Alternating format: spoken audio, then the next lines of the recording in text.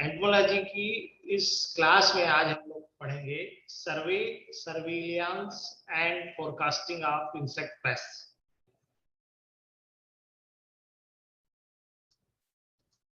तो सबसे पहले जानेंगे कि पेस्ट सर्विलियंस क्या होता है ना। पेस्ट सर्विलियंस होता है कोई भी जो पेस्ट है, इंसेक्ट पेस्ट है, उसकी पॉपुलेशन डायनेमिक्स और उसकी पॉपुलेशन के ऊपर, उसके इंसिडेंस के ऊपर, उसके जो वो पेस्ट किसी भी क्रॉप पे जो डैमेज कर रहा है ना, उसकी एक फिक्स्ड अंतराल पे, फिक्स्ड इंटरवल पे कांस्टेंट लगातार उसकी निगरानी करना, लगातार उसको वॉच करना है ना। कोई भी जो पेस्ट है उसका पॉपुलेशन डायनेमिक्स कैसी है, उसका पेस्ट इंसिडेंस कैसा हो रहा है, वो किस प्रकार से डैमेज कर रहा है, और इसके एक फिक्स्ड इंटरवल्स पे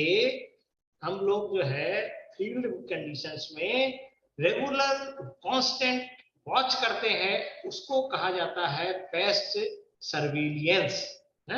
पेस्ट सर्विलियंस जो होता है ये किसानों को टाइमली क्रॉप प्रोटेक्शन मेजर्स को अपना सकें, उसके सजेशन के लिए पेस्ट सर्विलियंस एक महत्वपूर्ण टूल है कहा जाए, जिसके जरिए हम जो है कोई भी इंसेक्ट पेस्ट है उसकी मॉनिटरिंग करते हैं, उसकी फोरकास्टिंग करते हैं, और उसके बारे में पेस्ट का इंसिडेंस कब आएगा और किस तरीके का डैमेज करेगा, उसकी पॉपुलेशन डायनामिक्स किस प्रकार की होगी, किस किस एटमॉस्फेयर में, किस टेम्परेचर में, किस ह्यूमिडिटी में वो कितना बढ़ेगा, उसकी पॉपुलेशन कम होगी ज्यादा होगी, यह सब अध्ययन पेस्ट सर्विलियंस के अंतर्गत किया जाता है, जिससे कि किसान जो है वो समय अनुसार, जो अगर उसको इसके बारे में आइडिया है कि पेस्ट कब आता है, हम जब उसको किसानों को बताएंगे तो वो जो है प्रॉपर क्रॉप प्रोटेक्शन के मेजर्स उस पेस्ट के अगेंस्ट उठा सकता है। ये पेस्ट सर्विलेंस कहलाता है। अग्रवाल 2007 में इन्होंने जो डिफाइन किया है इसको पेस्ट सर्विलेंस को, वो इसी तरीके से किया है कि pest surveillance refers to the constant watch on the population dynamics of pest, its incidence and damage on each crop at fixed intervals to forewarn the farmers to take up timely crop protection measures। ठीक है, तो paste surveillance जो है वो आपका एक प्रकार का टूल है कहा जाए, है ना, जिसके जरिए कि हम लोग समय पर कोई भी इंसेक्ट पेस्ट का मैनेजमेंट कर सकते हैं। तो पेस्ट सर्विलेंस जो किया जाता है वो सर्वे के जरिए। तो सर्वे क्या होता है? Survey is the planned procedure to determine these characteristics over a defined period of time is known as survey. जैसे मैंने आपको अभी बताया कि कोई पेस्ट, उसका इंसिडेंस, उसका डैमेज, उसकी पॉपुलेशन डायनामिक्स, है ना, इसको एक फिक्स्ड इंटरवल पे जो है, फिक्स्ड टाइम पे, एक फिक्स्ड क्रॉप पीरियड के समय में हम जो है उसको प्लान प्रोसीजर में योजनाबद्ध तरीके से, है ना, इन सब चीजों का जानकारी जो एकत्र करते हैं, है ना, उसको कहते हैं सर्वे करना, है ना, सर्वे करना। तो इस प्रकार से पेस्ट सर्विलेंस एंड सर्वे। अब देखिए आगे जो है ना कि पेस्ट सर्विलेंस, जैसे मैंने आपको बताया कि detail collection of insect population information, है ना, at a particular time in a given area, है ना। और रेगुलर जो सर्वे होते हैं, या कुछ जो सर्वे होते हैं वो लोकेलिटी में होते हैं, कुछ जो होते हैं कुछ पर्टिकुलरली इंटरवल्स पे होते हैं। तो वो पेस्ट स्पीसीज में किस प्रकार का जो चेंजेस आ रहा है ना, ये सब सर्विलेंस के अंतर्गत अपन लोग पढ़ाई अध्ययन करते हैं। तो इसके एडवांटेज क्या क्या होते हैं पेस्ट सर्विलेंस के, है ना। तो सबसे पहला है, one can know how a paste is multiplying in an area when it is expected. Paste किसी एरिया में किस प्रकार से मल्टीप्लाई हो सकता है, उसके बारे में अपन जानकारी एकत्रित करते हैं, है ना। दूसरा एडवांटेज है कि जो प्लांट प्रोडक्शन की कॉस्ट है ना, उसको कम करना, उसको कम करना, और एनवायरमेंट पॉल्यूशन से, उस एनवायरमेंट को पॉल्यूशन से बचाना, है ना, यह भी इसका एक एडवांटेज है। तीसरा प्रमुख एडवांटेज है कि यूजफुल फॉर पेस्ट फोरकास्टिंग। अगर आपने पेस्ट सर्विलेंस के जरिए सब इंफॉर्मेशन एकत्रित कर ली है तो आप उसके आधार पर पेस्ट फोरकास्टिंग कर सकते हैं, जो कि पेस्ट फोरवार या पेस्ट फोरकास्टिंग किसानों के लिए फायदेमंद रहेगी और उसके जरिए जो है किसान अपना समय पे टाइमली मैनेजमेंट कर सकता है। चौथा है to find out the natural enemies population, है ना। इसमें पेस्ट के अलावा नेचुरल एनिमीज की पॉपुलेशन किस तरीके से आ रही है उसको भी हम लोग रिकॉर्ड करते हैं। तो नेचुरल एनिमीज की अगर पॉपुलेशन ज्यादा है, पेस्ट की संख्या, तो उस पेस्ट की संख्या यदि ऐसी है कि नेचुरल एनिमीज को फीड करेंगे तो उस समय पेस्टिसाइड्स नहीं डालने की सलाह दी जाती है, ताकि नेचुरल एनिमीज इटसेल्फ अपने आप में उन पेस्ट के ऊपर फीड कर सके। तो इस प्रकार से इंफॉर्मेशन जो है ये इस पेस्ट सर्विलेंस के एडवांटेज है। और उसके अलावा जो है to study the influence of weather parameters on pest, है ना। जो रिलेटिव ह्यूमिडिटी है, टेम्परेचर है, रेनफॉल है ना,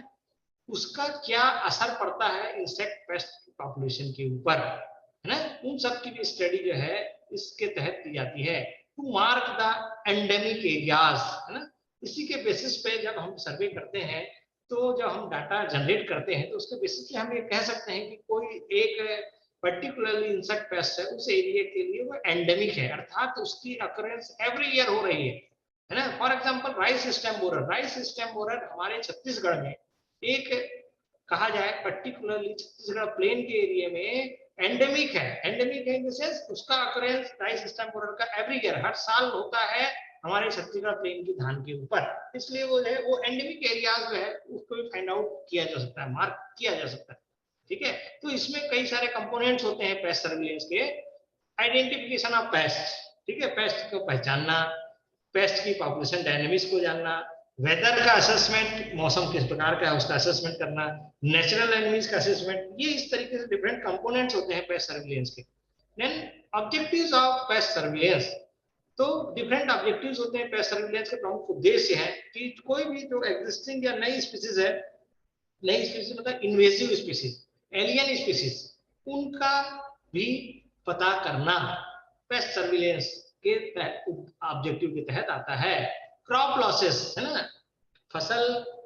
को कितना नुकसान हो रहा है इंसेक्ट पेस्ट से उसका असेसमेंट करना, एस्टिमेट करना, है ना। To assess the pest population and damage at different growth stages of crop, है ना। अलग अलग फसल की ग्रोथ स्टेजेस पे किस तरीके से पेस्ट पॉपुलेशन आ रही है और किस तरीके से पेस्ट डैमेज कर रहा है उसका भी असेसमेंट करना। Influence of weather parameters on pest population, to study the changing pest status, है ना। चेंजिंग पेस्ट स्टेटस मतलब कोई जो माइनर पेस्ट था क्या अब वह मेजर पेस्ट के रूप में कन्वर्ट हो रहा है, पेस्ट सिनेरियो चेंज हो रहा है कि कोई जो मेजर पेस्ट था वो क्या माइनर के रूप में कन्वर्ट हो रहा है। इस प्रकार से जो पेस्ट सिनेरियो में जो चेंजेस आते हैं उसकी भी स्टडीज के जरिए की जा सकती है। तो उसके अलावा बायोटाइप्स, रेजिस्टेंस, रिसर्जेंस, इसका डेवलपमेंट होना, अर्थात सेम वही पेस्ट की अलग अलग जो है आपका बायोटाइप्स, मतलब वही जैसे बीपीएच है ना, बीपीएच राइस में जो है वो क्या रेजिस्टेंस ले लिया है, क्या उसकी नई स्ट्रेन बन गई है, क्या नया बायोटाइप बन गया है, क्या कोई एक पर्टिकुलरली कोई केमिकल डालने से, जैसे फॉर एग्जांपल बीपीएच, बीपीएच में अगर हम जो है स्टाइपर वो आपका सिंथेटिक पैराथाइट का स्प्रे करते हैं तो बीपीएच की पॉपुलेशन में रिसर्जेंस होता है ना, अर्थात उसकी पॉपुलेशन सडनली बढ़ जाती है, रिसर्जेंस में, है ना। तो ये सब चीजों का जो है डेवलपमेंट है ना, इन सब चीजों को मॉनिटर करना, बायोटाइप्स को, रेजिस्टेंस को, रिसर्जेंस को, ये भी पेस्ट सर्वेलेंस के ऑब्जेक्टिव्स होते हैं, है ना। To assess the natural enemies and their influence on insect pest, जो नेचुरल एनिमीज है उसका क्या हो रहा है, उसकी पॉपुलेशन किस तरीके से बिल्डअप हो रही है और वो जो है इंसेक्ट पेस्ट के ऊपर किस तरीके का प्रभाव डाल रही है, उसके भी अध्ययन पेस्ट सर्विलेंस के ऑब्जेक्टिव के तहत करते हैं। Effect of new cropping pattern and varieties on insects paste, है ना। कोई भी जो नया क्रॉपिंग पैटर्न है या कोई नई वैरायटीज है उसका नई वैरायटीज के ऊपर इंसेक्ट पेस्ट का क्या इन्फ्लुएंस हो रहा है, इसकी भी स्टडीज जो है ये पेस्ट सर्विलेंस के तहत की जाती है। तो बात होती है पेस्ट सर्विस। पेस्ट सर्विस जो है दो मेन कैटेगरी में बांटा जाता है, पहला होता है क्वालिटेटिव सर्वे, दूसरा होता है क्वांटिटेटिव सर्वे। क्वालिटेटिव सर्वे क्या होता है, क्वालिटेटिव सर्वे में डिटेक्शन ऑफ द पेस्ट, है ना, उसका उसका एम होता है क्वालिटेटिव सर्वे का कि किसी पर्टिकुलरली क्रॉप में कौन सी पेस्ट स्पीसीज, है ना,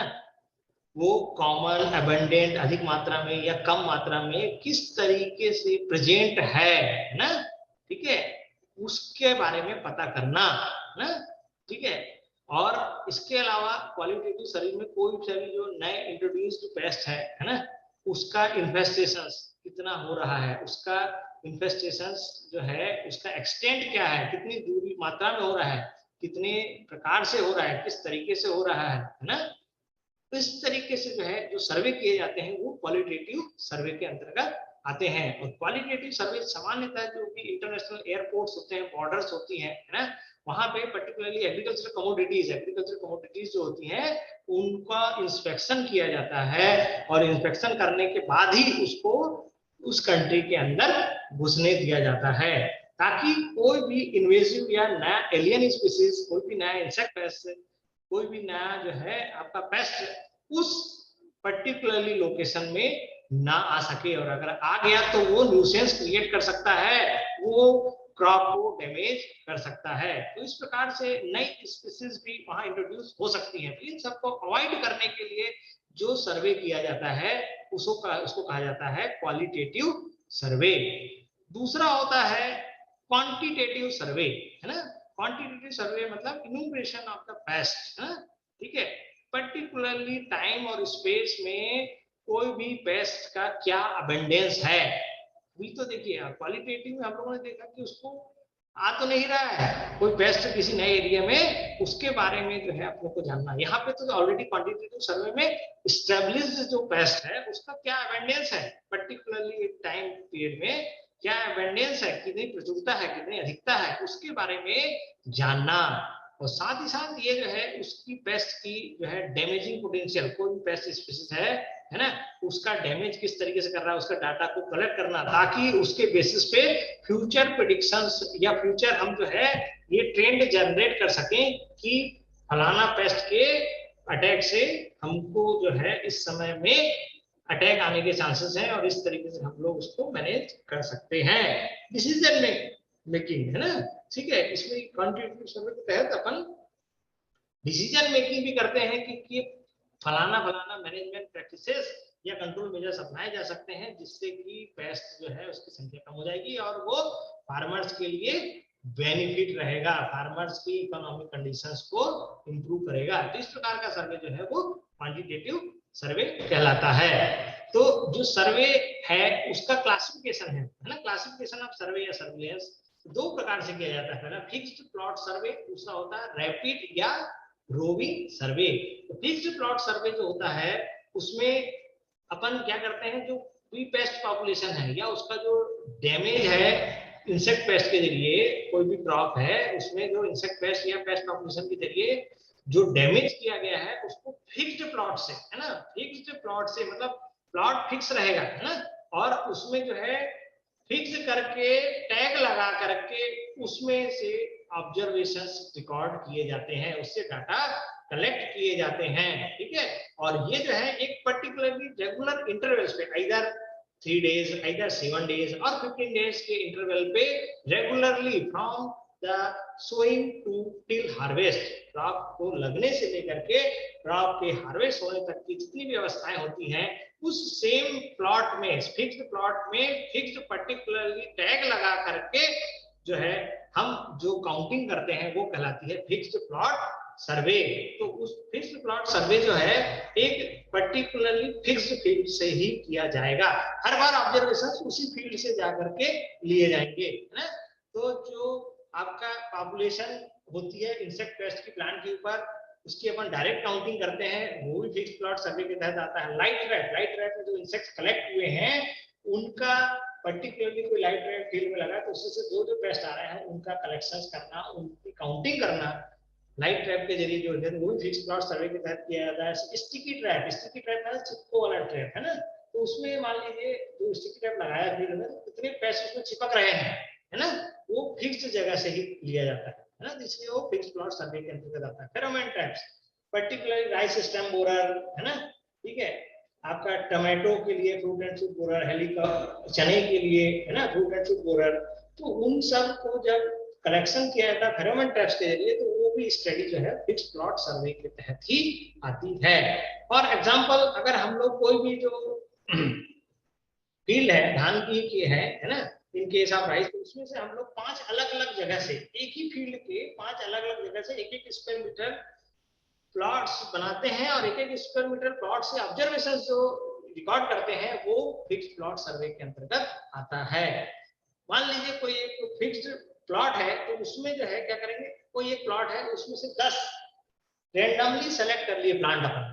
ठीक है, तो वो भी क्योंकि प्लॉट फिक्स है इसलिए वो फिक्स प्लॉट सर्वे के अंतर्गत आता है। Total tillers, total affected tillers है ना, स्टेम बोरर्स के किसी भी जो 10 प्लांट्स है उसमें काउंट करना, ये सब फिक्स प्लॉट सर्वे के अंतर्गत आता है। दूसरा होता है रैपिड या रोविंग सर्वे, है ना। रैपिड सर्वे देखिए है ना, ये जो होता है आपका कोई भी जो पेस्ट पॉपुलेशन का असेसमेंट या उसके डैमेज का जो असेसमेंट, वो रैंडमली सेलेक्टेड स्पॉट्स है ना, कोई भी जो है आपका स्पॉट्स छोटे पीरियड में, जैसे मान लीजिए आज सुबह निकले, सुबह से शाम तक की हमको जो है 5 गांव जाना है, 5 गांव में 10 लोग कोई सी फील्ड ले लेनी है, और उस फील्ड में धान में जो लगने वाले पेस्ट की संख्या काउंट करना है, वो सब जो है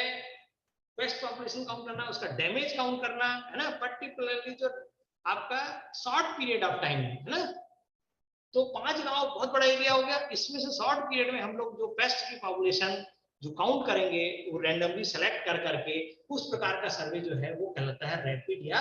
रोविंग सर्वे। रोविंग सर्वे घूम घूम करके सर्वे करना है ना, तो छोटे शॉर्ट पीरियड में है ना, हमको शॉर्ट पीरियड में रैंडमली सिलेक्टेड प्लॉट्स करने हैं, और उससे जो है आपका ऑब्जर्वेशंस लेना है, उससे पॉपुलेशन रिकॉर्ड करनी है इंसेक्ट पेस्ट की, तो वो सब रैपिड या रोविंग सर्वे के अंतर्गत आता है, ठीक है। तो इसमें क्या होता है कि पर्टिकुलरली जो है ये जो रोविंग सर्वे है ना, वो आपको इंफॉर्मेशन देता है कि अप्रोप्रिएट कंट्रोल मेजर्स का समय क्या रहेगा, उसका डिटर्मिनेशन करना, determining the timing of the adopting appropriate control measures, और साथ ही साथ जो भी इनिशियल डेवलपमेंट्स हो रहे हैं पेस्ट पॉपुलेशन में, उसके एंडेमिक एरियाज में है ना, क्रॉप सीजन में, उनको सबको मॉनिटर करना भी इस रैपिड और रोलिंग सर्वे का उद्देश्य होता है, ठीक है। अब बात आती है पेस्ट फोरकास्टिंग, है ना। तो पेस्ट फोरकास्टिंग क्या है? Paste forecasting is the prediction of severity of paste population which can cause economic damage to the crop. The systematically recorded data on pest population or damage over a long period of time along with other variable factors which affect the development of pest may be helpful in forecasting the pest incidence. अर्थात paste forecasting कोई भी जो paste population है उसकी severity की protection करना, उसकी जो सीवियरिटी होती है पेस्ट की, इंसेक्ट पेस्ट की, उसका अनुमान लगाना ताकि वो जो है इकोनॉमिक रूप से क्रॉप को डैमेज ना कर सके। और ये जो है ये पेस्ट फोरकास्टिंग जो है वो की जाती है जो सिस्टमेटिक हम लोगों ने जो डाटा कलेक्ट किए हैं, है ना, पेस्ट पॉपुलेशन की या पेस्ट डैमेज की, वो बहुत लंबे समय तक, जैसे मान लीजिए 3-4 साल हम लोगों ने एक पर्टिकुलरली फील्ड से, फॉर एग्जांपल आज हम धान के खेत में तना छेदक के लिए ब्लॉक कॉटन के 10 गांव में 3-4 साल तक पर्टिकुलरली उसी गांव में स्टेम बोरर का हम लोग ऑब्जर्वेशंस ले रहे हैं, उसके जो है कलेक्शंस कर रहे हैं, हम ये देख रहे हैं कि किस समय में राइस में स्टेम बोरर का अटैक अधिक होता है, किस समय में अटैक आता है। तो उस जो पर्टिकुलरली जो 3-4 साल का जो पीरियड है उसके बेस पे हम जो है कोई उस राइस स्टेम बोरर का जो पॉपुलेशन किस समय आएगी, कितनी संख्या में आएगी, इसका प्रेडिक्शन कर सकते हैं। तो इस प्रकार की जो सीवियरिटी ऑफ प्रेडिक्शंस है ना, जो पेस्ट की जो प्रेडिक्शंस है सीवियरिटी की, वो जो है पेस्ट फोरकास्टिंग के जरिए हम लोग करते हैं। साथ ही साथ उस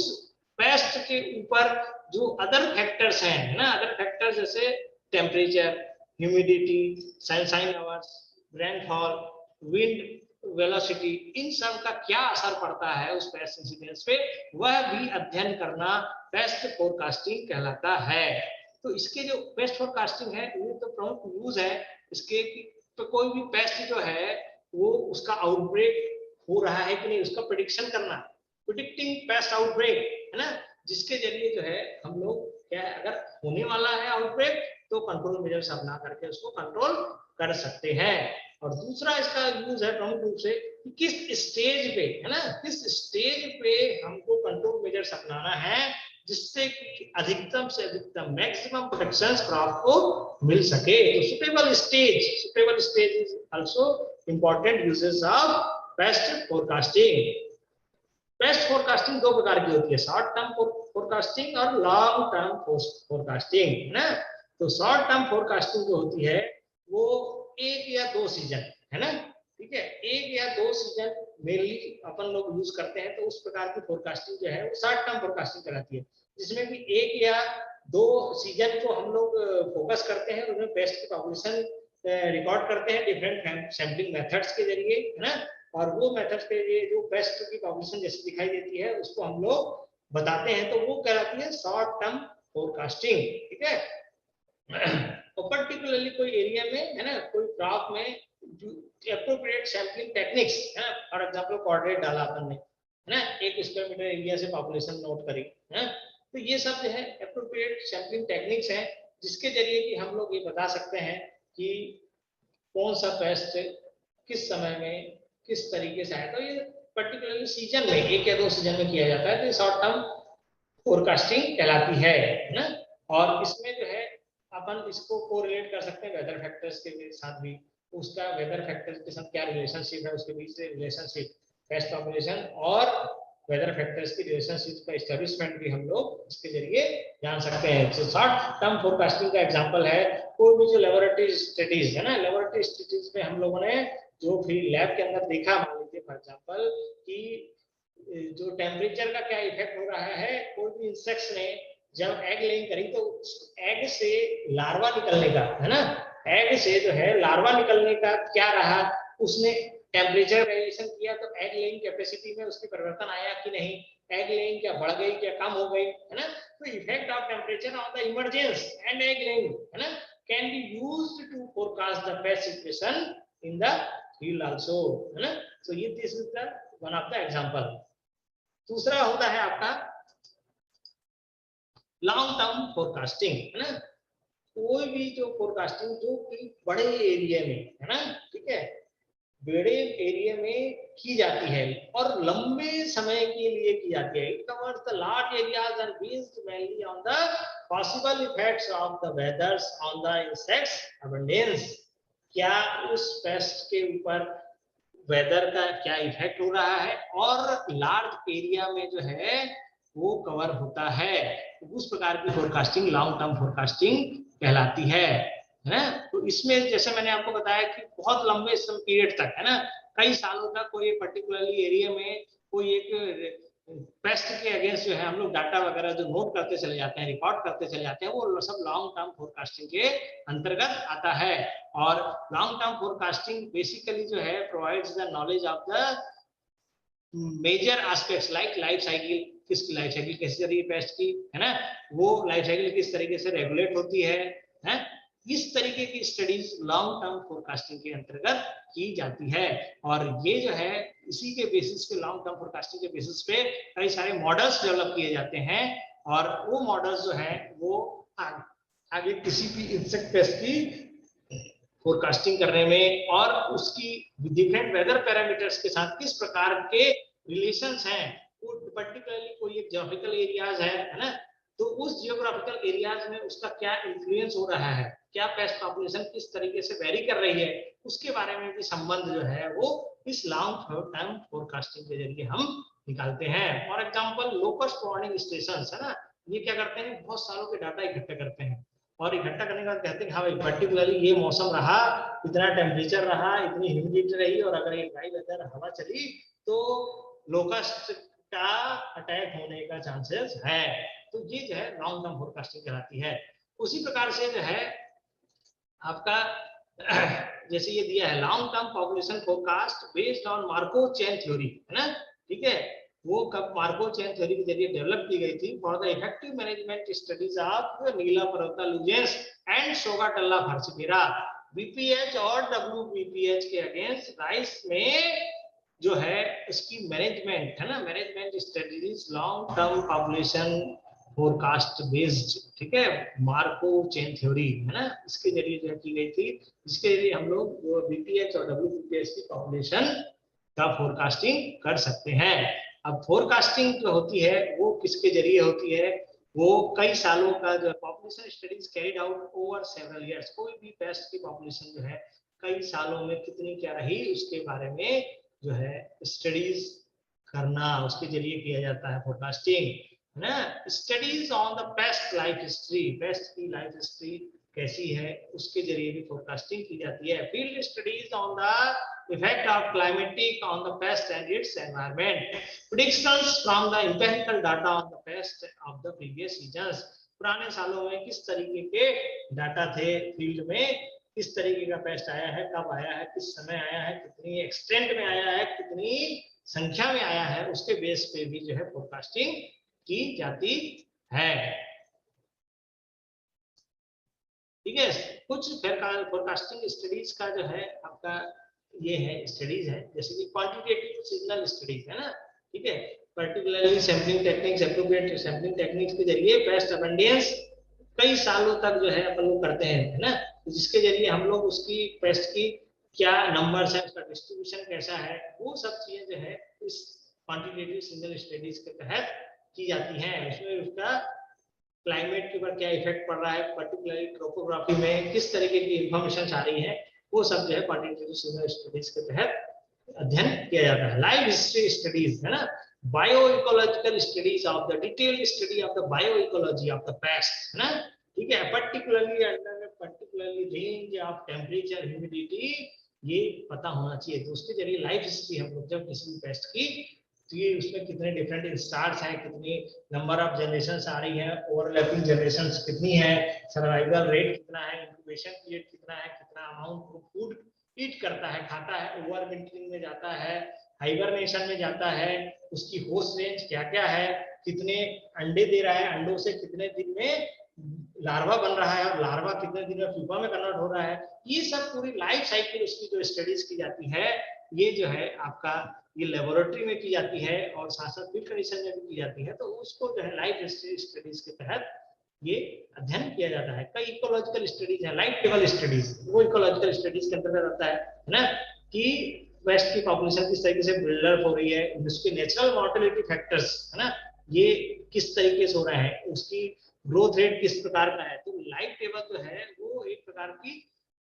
पेस्ट की, पर्टिकुलरली किसी भी पेस्ट की पर्टिकुलरली कोई एक जियोग्राफिकल लोकेशंस पे है ना, किस तरीके से वो चल रहा है, उसकी लाइफ साइकिल कैसे चल रही है, उसकी एनवायरनमेंट के साथ क्या रिलेशनशिप है, वो सब इकोलॉजिकल स्टडीज के तहत अध्ययन किया जाता है। और वो उसके बेस पे जो है कोई भी जो पेस्ट है उसकी पॉपुलेशन डायनेमिक्स पता चलती है और उसके आधार पर हम ये डिसीजन ले सकते हैं कि किस तरीके से उसको मैनेज किया जाए। डिफरेंट फील्ड स्टडीज होती है ना,